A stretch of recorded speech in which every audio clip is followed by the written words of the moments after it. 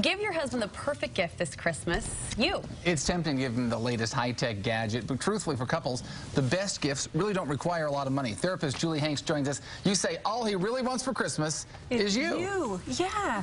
You know, we don't think of men as needing a lot of emotional attention, and we know they want affection, right? But really they want our hearts, and they want to know that they're the most important person to us. Well, gifts you buy, I mean, it goes back to that saying, you can never buy the best gifts. The best gifts cannot be bought, truly. And you call these gifts gifts of self. Gifts of self, yeah. And the first one is gift of emotions. Like I said, gifts from your heart. And so often I see women in my therapy practice who are only sharing parts of their heart with their husbands or spouses. And, you know, this sounds weird to say, but it's really important to share your negative experiences and feelings too. Is that... Well, it does sound a little weird. Sounds weird, I know. Oftentimes guys are like, I don't want to come home. I don't want to hear the nagging or the griping or the complaining, whatever. Sometimes just be cheerful. But you say that's an important part, though? Not the nagging and the griping, but the true emotions. But we associate, you know, a full range of emotion or negative emotions with griping. But to say, gosh, that hurt my feelings when you said that, honey, that's not griping. Griping is like, how come you're always so late? How come you, right? Yeah, that came really naturally to you. Right? Did you notice that? It did, no. I'm working on it. Well, I want to ask you, because you say sharing your whole heart. I think most men and most women would agree women are actually really good at sharing their emotions. For the most part, guys might say, maybe I see too much of those emotions. So what part of the heart are we not sharing, or what part of the heart are we shielding? The deeper, more vulnerable emotions. It's easy to criticize, it's easy to be irritated, but it's hard to say, I'm scared that I'm not important to you. Or I'm really sad that we don't spend more time together. So when you really get deeper into your heart, it's tender. It's not critical or, you know, aggressive. You know, it's nice to sort of talk in these abstract terms of, you know, share your emotions. If a wife really wants to give something concrete, something physical, something actual, real, what can she give on Christmas that's a gift of her emotions there? A handwritten letter is a great idea of all your feelings, the joys, your sorrows, just everything that you feel toward your spouse. So this is not a laundry list of complaints, but this is what I love about you, and this was the hardest time that we've gone through, and look where we've come, really from the heart. So putting it down on paper. Number two, you say, moving to a different type of gift of self, you say give the gift of attention, just focused attention. Yeah, so often because of technology, and if you have children, they are often a big distraction. And, you know, just taking time to sit and look someone in the eye when they're talking to you can be a huge gift, especially during the holidays when it's just crazy, so many parties, so many things drawing our attention away, but to really listen.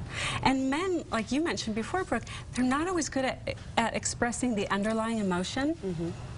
So when we pay really close attention, then we can hear what they're really asking for. See, it's all just because you're trying to get inside our heads. That's, I knew there was some underlying thing there. Well, I'm a therapist, right? So what are some things that you can do? What if a wife wants to give something tangible? Is there anything she can do that's giving that gift of attention? You know, yes. Give him the book, The 5 Love Languages by Dr. Gary Chapman, and read it together. So often we love our spouses in a language that is familiar and comfortable to us. But a real gift of attention is to pay attention to the way he feels loved and give him that. So that book is an excellent example. And reading it together taps into that attention, doing something together, that focused time that you're focusing just on the relationship. Number 3, finally, one of the best gifts to give, you say, is the gift of memories. Yeah. Yeah, I know a couple, they've been married probably over 30 years, and she has written every year of their marriage just a letter to her husband about all of the family events, the milestones in their marriage, and that's quite a compilation of family history. So often we keep track of the things that irritate us, or I don't like this, but keeping track of all the good stuff that happens during the year and actually compiling that. Another great gift is a photo album, and it's so easy to do with computers and technology now, to compile a meaningful book. And I actually did that a few years ago for my husband, and it's one of his treasured gifts. So that, you know, the gift of memories and of those good times are really, really important. Those really aren't things, like as Brooke said, you can't go to the store and purchase one of those things. You can't buy, you know, a memory book with all these photos in it. Right. You know. So the things that really matter are the things that come from our heart and that celebrate what's unique about your relationship. And I think this can apply to all of our relationships, not just our spouse. But really what people want to know is that they're important to us, that we know them, and that we love them anyway. So fair to say we might overthink this gift-giving thing a little bit when it comes to relationships and those intimate relationships that you care the most about. And overspend.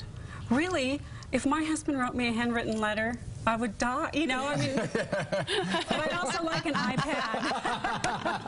How about a letter written on the iPad? A handwritten letter on the iPad. I love it. I love it. You have lots of other ideas that really help part of this, going to the memories and whatever. One of them is like a collection of CD songs, things like that might mean something to you. A custom mix. So if you think about your relationship, what are meaningful songs? And burn a disc. This is the soundtrack of our relationship. Or revisit a place, you know, either go visit a place or actually look at your wedding album or your wedding video. I was married when it was still video, not DVD. Yeah, right? I hear you. I hear you. It's all about the VHS. Yeah, the old big old tape. Yeah. So revisiting those memories is really, really special. And, you know, we like to give gifts, but really what we all want, like I said, is to know that we're important and that we're known and loved. It's part and of our that. husbands want that. I mean, really, don't you want that? No, I am all in favor of that. As much as we like gadgets, and like that kind of stuff, I think that we like the sentimentality. We don't like to be, we sort of talked about this last week, we don't like the gushy, frilly, over kind of stuff, but we like sincere stuff, and we're not afraid of emotional stuff. And one of the complaints I hear with couples a lot, with men, is that I want my wife to physically give herself to me more often. And I think women really underestimate what a gift that is, to initiate physical intimacy. It's like, okay, that is a way that the husband knows he's it for you. It goes back to that loving the spouse the way they want to be loved. So that book might not be a bad stocking stuffer to look into. Yeah, Julie, great tips. Thank you so much. Good advice as always. You can look for Julie's online article, All He Wants for Christmas Is You. It's on our website at studio5.ksl.com. All right, coming up next, we are going to go to a place that's familiar to me, perhaps not to you, the memories and mementos that help me remember my roots and fuel my passions. We'll have a personal glimpse inside my happy home.